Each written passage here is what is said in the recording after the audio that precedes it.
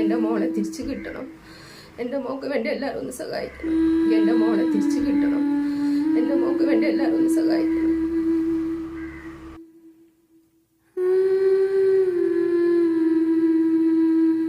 മലയാള Janata news കണ്ണീരൊപ്പാൻ ചെക്കപ്പിന് പൊയ്ക്കൊണ്ടിരുന്നു. ഇപ്പം വീണ്ടും മോക്ക് കൗണ്ട് കുറയാൻ കാരണം എന്താന്ന് സാറ് ചോദിച്ചത് കാരണം വീണ്ടും ഒന്ന് ബോൺമാരെ ചെയ്യണമെന്ന് പറഞ്ഞു. അങ്ങനെ ബോൺമാരെ ചെയ്തപ്പോൾ എൻ്റെ റിപ്പോർട്ട് വന്നപ്പോൾ വീണ്ടും പോസിറ്റീവായി. അപ്പോൾ ഇനി ഒരു കീമോതെറാപ്പി ചെയ്യാൻ പറ്റത്തില്ല. ഇനി ട്രീറ്റ്മെൻറ്റ് എന്നുള്ളത് മജ്ജ മാറ്റി വയ്ക്കൽ ശസ്ത്രക്രിയ അത് മാത്രമേ ഉള്ളൂ.